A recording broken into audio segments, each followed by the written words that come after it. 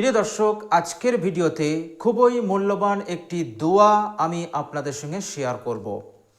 প্রিয় দর্শক, এই মূল্যবান দোয়াটি আবু দাউদ শরীফে বর্ণিত হয়েছে। বর্ণনা করেছেন হজরত আনাস ইবনে মালিক রাজিয়াল্লাহু তাআলা আনহু। হজরত আনাস ইবনে মালিক রাজিয়াল্লাহু তাআলা আনহু ছিলেন বিশ্বনবী সাল্লাল্লাহু আলাইহি ওয়াসাল্লামের খাদেম।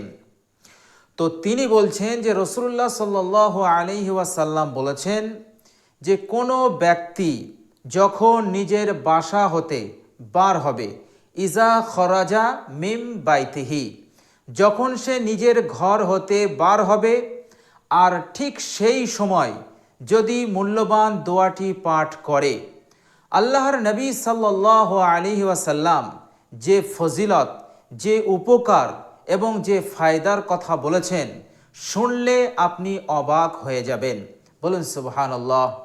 প্রিয় দর্শক, এই মূল্যবান দোয়াটি ঘর হতে বার হওয়ার সময় মনে করে আপনি যদি একবার পাঠ করেন, তো আল্লাহ সুবহানাহু ওয়া তাআলা আপনাকে 9টি পুরস্কার প্রদান করবেন ইনশাআল্লাহ।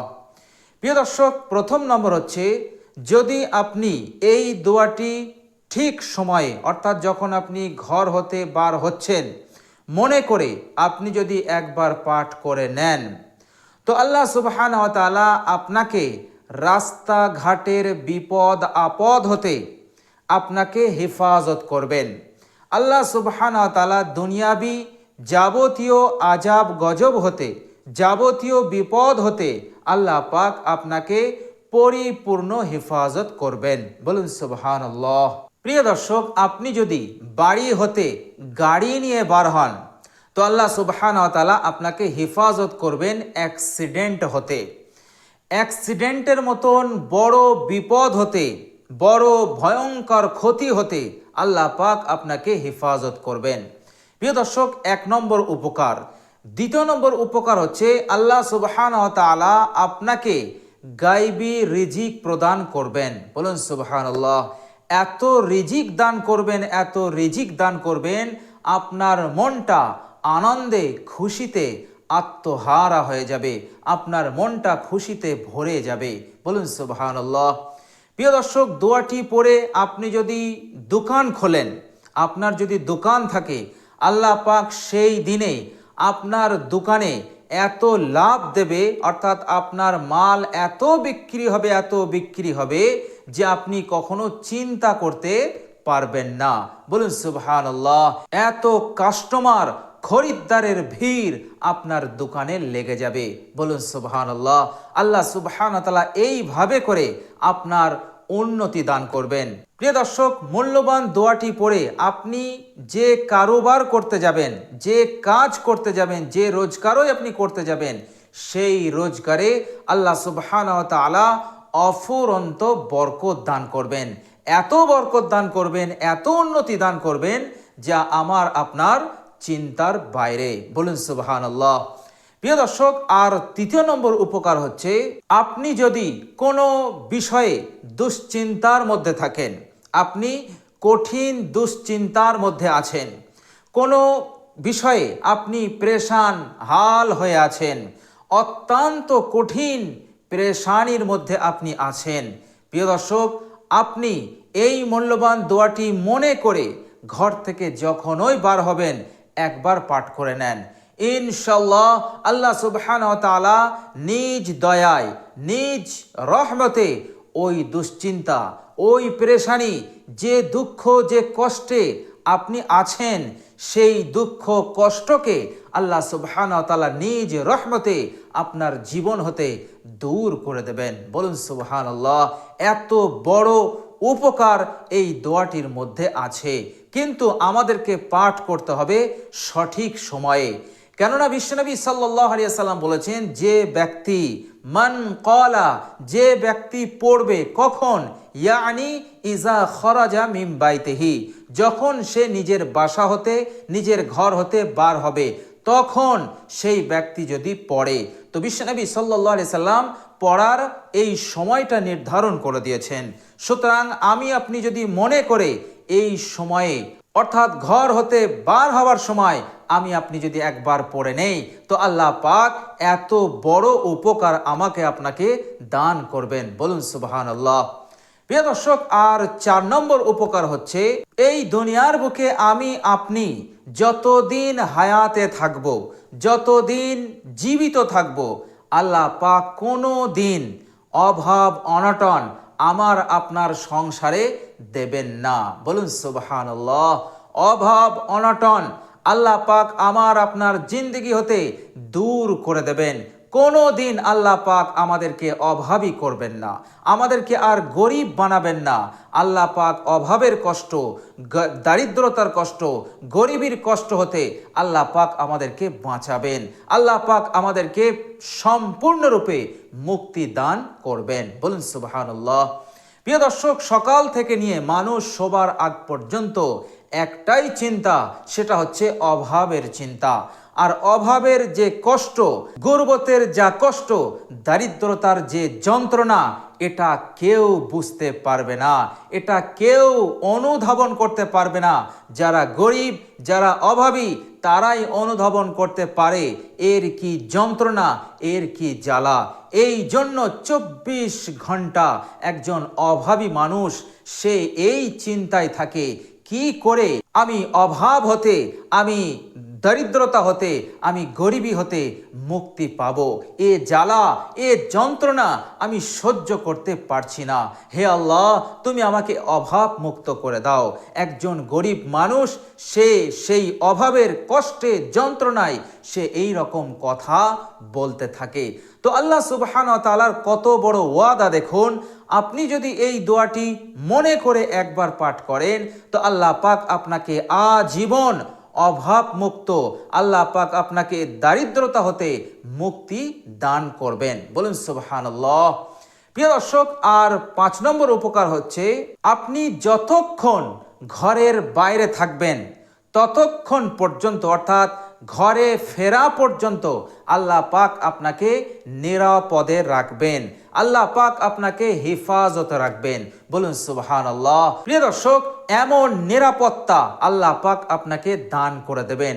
অত্যন্ত নিরাপত্তার সঙ্গে, অত্যন্ত নিরাপদের সহিত আপনি ঘরে ফিরবেন।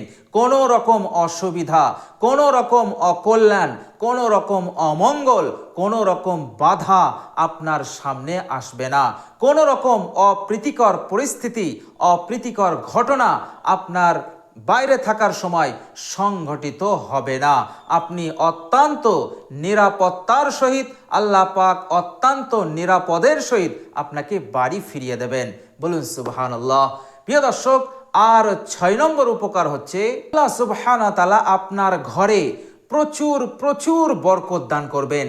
এত বরকত দান করবেন, এত বরকত দান করবেন, দেখবেন আল্লাহ পাক আপনার ঘরের ছোট ছোট বিপদ হতে, বড় বড় বিপদ হতে আপনার ঘরকে আল্লাহ পাক হেফাজত করবেন। রোগ ব্যাধি থেকে শুরু করে যত ধরনের ঘরেলু বিপদ আছে, ঘরেলু ঝামেলা আছে, ঘরেলু অশান্তি আছে, সব ধরনের ঝামেলা, অশান্তি, কলহ, বিপদ হতে আল্লাহ পাক আপনার ঘরকে হেফাজত করবেন। আল্লাহ পাক এত বরকত আপনার ঘরে তিনি দান করবেন। বলুন সুবহানাল্লাহ।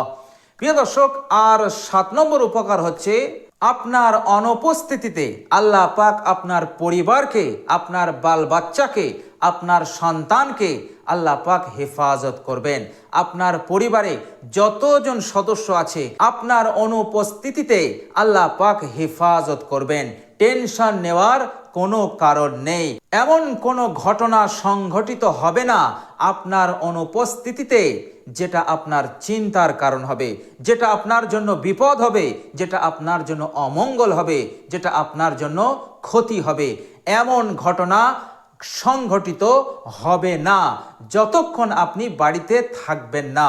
অর্থাৎ এই দোয়াটি পড়ার বরকতে আপনার অনুপস্থিতিতে আল্লাহ পাক আপনার ঘরকে হেফাজত করবেন, অর্থাৎ আপনার পরিবারকে, আপনার পরিবারের সকল সদস্যকে আল্লাহ পাক পরিপূর্ণরূপে হেফাজত করবেন। বলুন সুবহানাল্লাহ।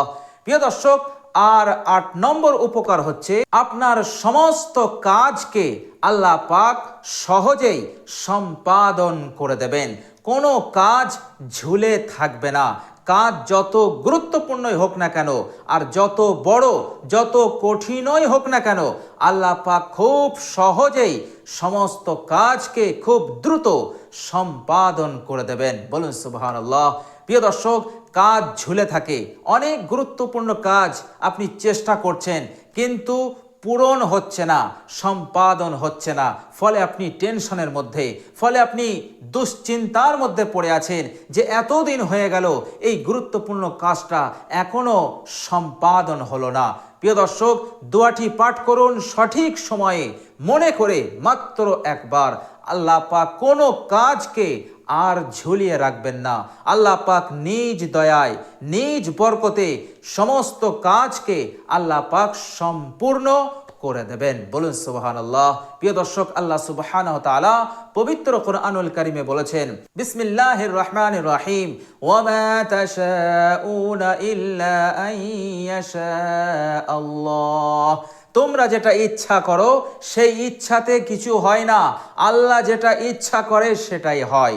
সুতরাং যে কাজগুলো ঝুলেছিল, যে কাজগুলো আপনি সম্পাদন করতে পারেননি, আল্লাহ পাকের এবার রহমত আপনার উপরে নাজিল হবে।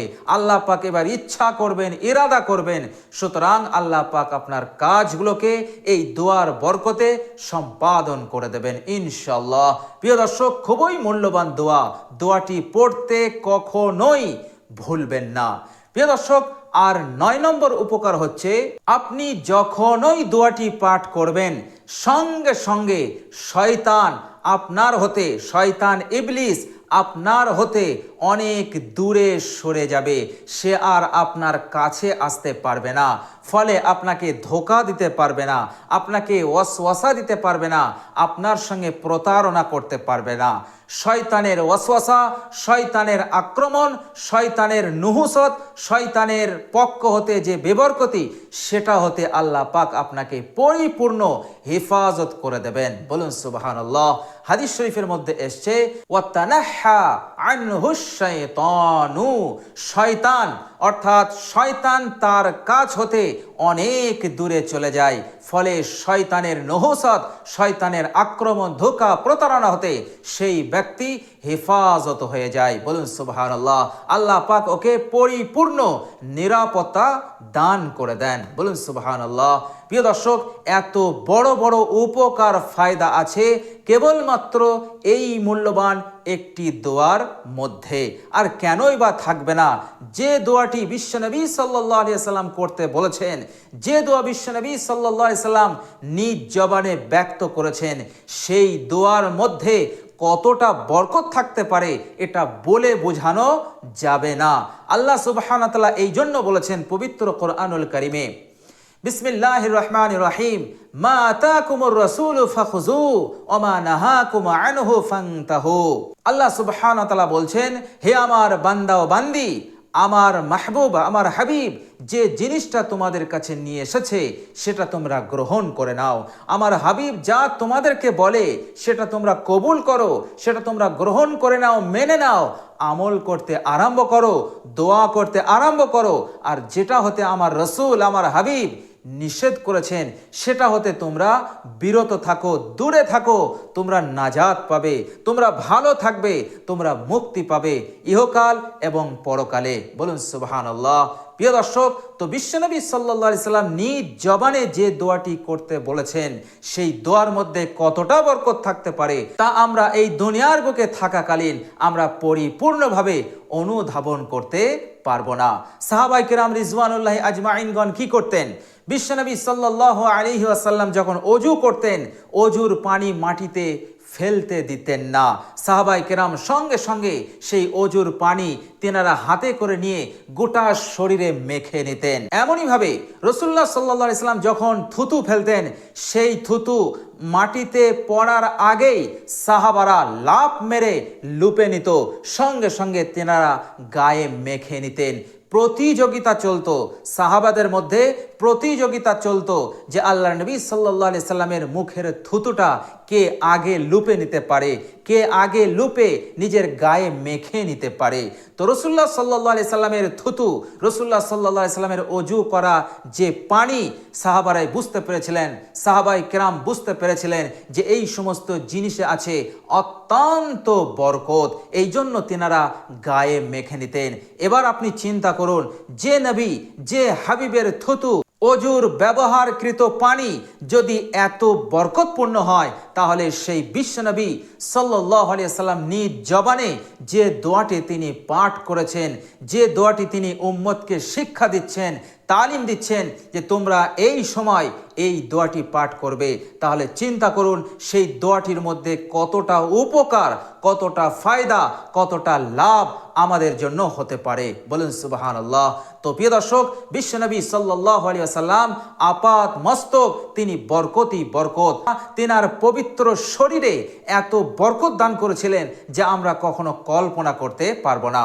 প্রিয় দর্শক, এক সময় রাসূলুল্লাহ সাল্লাল্লাহু আলাইহি সাল্লাম বললেন যে হে আমার সাহাবারা, আমি যদি তোমাদের উপর কোনো অন্যায় জুলুম করে থাকি তাহলে এখনই তোমরা বদলা নিয়ে নাও। এক সাহাবী দাঁড়িয়ে গেলেন, তিনি বললেন ইয়া রাসূলুল্লাহ, আমি এখনই বদলা নিতে চাই। তিনি আসলেন, আল্লাহর নবী সাল্লাল্লাহু আলাইহি ওয়াসাল্লাম নিজের শরীরে যে জামা ছিল, যে পবিত্র জামা মুবারক ছিল, সেটা তিনি খুলে ফেললেন। এবার তিনি বললেন নাও, তুমি বদলা নিয়ে নাও। সেই সাহাবী তখন বিশ্বনবী সাল্লাল্লাহু আলাইহি সাল্লামকে জড়িয়ে ধরে শুধু নিজের শরীরটাকে আল্লাহর নবী সাল্লাল্লাহু আলাইহি সাল্লামের শরীরের সঙ্গে শুধু টাচ করছেন, আর এইভাবে করে ধরে তিনি ঘষাঘষি করছেন। অর্থাৎ আল্লাহর নবী সাল্লাল্লাহু আলাইহি সাল্লামের পবিত্র বদন, পবিত্র শরীরটাকে তিনি নিজের শরীরের সঙ্গে একেবারে টাচ করে ঘষাঘষি করছেন। আল্লাহ নবী সাল্লাল্লাহু আলাইহি সাল্লাম বলছেন, ও আমার সাহাবা, তুমি কি করছো? তখন তিনি বললেন, ইয়া রাসূলুল্লাহ, আপনি কি করে ভাবলেন যে আপনি আমার উপরে অন্যায় করেছেন? ইয়া রাসূলুল্লাহ, আমার শরীরটাকে আপনার পবিত্র বদনে একটু স্পর্শ করার জন্য, একটু মাখামাখি করার জন্য আমি এই হিকমত, আমি এই কৌশলটা অবলম্বন করেছি। ইয়া রাসূলুল্লাহ, আপনি আমাকে মাফ করবেন। এটা শোনার পর বিশ্বনবী সাল্লাল্লাহু আলাইহি সাল্লাম সেই সাহাবীকে তিনিও দুই হাত দিয়ে ভালো করে ধরলেন আর বললেন, ও আমার সাহাবী, তুমি তোমার মনের আশাকে তুমি পূরণ করে নাও। বলুন সুবহানাল্লাহ। তো প্রিয় দর্শক, বিশ্বনবী সাল্লাল্লাহু আলাইহি সাল্লামের পবিত্র শরীর বদনে একটু স্পর্শ করা, একটুখানি ছোঁয়া, এটা সাহাবারা নিজেদের জন্য ধন্য মনে করত। কারণ তেনারা জানতেন এতে বরকত আছে, এতে এত বরকত আছে যেটা এই দুনিয়ার বুকে এবং পরকালীন জিন্দেগিতে নাজাতের কারণ হবে, আমার মুক্তির একটা উপায় হয়ে যাবে। বলুন সুবহানাল্লাহ। তো যে নবী, যে রসুলের আপাদ মস্তক বরকতই বরকত, সেই নবী, সেই রসুলের মুখ থেকে যে দোয়াটি বার হয়, সেই দোয়াটি কতটা বরকতপূর্ণ হতে পারে আমরা দুনিয়ার বুকে থেকে কোনোদিন অনুধাবন করতে পারবো না। তো প্রিয় দর্শক, বিশ্বাস রাখুন, আন্তরিকতা রাখুন, বিশ্বনবী সাল্লাল্লাহু আলাইহি ওয়াসাল্লামের এই বলে দেওয়া দোয়াতে আছে অনেক অনেক উপকার, অনেক অনেক ফায়দা, অনেক অনেক ফজিলত, যা আমার আপনার জীবনে সুখ সমৃদ্ধি আসবে এবং ইহকাল এবং পরকালে আমার আপনার জন্য নাজাতের জরিয়া হয়ে যাবে। বলুন সুবহানাল্লাহ। তো প্রিয় দর্শক, এবার চলুন আমরা জেনে নেই সেই মূল্যবান এবং বড় কিমতি দোয়া। বিশ্বনবী সাল্লাল্লাহু আলাইহি সাল্লাম বললেন, যে ব্যক্তি মান ক্বালা ইয়ানি ইজা খারাজা মিন বাইতিহি, যে ব্যক্তি পড়বে যখন সে নিজের ঘর হতে বার হবে, সেই সময় সে যদি এই মূল্যবান দোয়াটি পড়ে নেয়। দোয়াটি হচ্ছে বিসমিল্লাহি তাওয়াক্কালতু আলাল্লাহ লা হাওলা ওয়ালা কুওয়াতা ইল্লা বিল্লাহ। বিসমিল্লাহি তাওয়াক্কালতু আলাল্লাহ লা হাওলা ওয়ালা কুওয়াতা ইল্লা বিল্লাহ। বিসমিল্লাহি তাওয়াক্কালতু আলাল্লাহ লা হাওলা ওয়ালা কুওয়াতা ইল্লা বিল্লাহ। তো প্রিয় দর্শক, এই সেই দোয়া, কত ছোট দোয়া, মাত্র আপনি একবার পাঠ করুন, একটু মনে করে পড়বেন, ইনশাল্লাহ এত লাভবান হবেন, এত উপকার পাবেন যা আমার আপনার কল্পনার বাইরে। আল্লাহ সুবহানাহু ওয়া তাআলা গায়বী নুসরত, সাহায্য আল্লাহ পাক আপনাকে দান করবেন। সদা সর্বদা আপনি আল্লাহ পাকের খাস রহমতে আপনি সাঁতার দেবেন। চতুর্দিক হতে আল্লাহ পাক আপনাকে রহমত দিয়ে ঘিরে রেখে দেবেন। বলুন সুবহানাল্লাহ। তো প্রিয় দর্শক, অবশ্যই আমরা সকলেই এই মূল্যবান দোয়াটি পাঠ করব। যখনই আমরা ঘর হতে বার হব তখনই একবার আমরা এই দোয়াটি পাঠ করে নেব ইনশাআল্লাহ।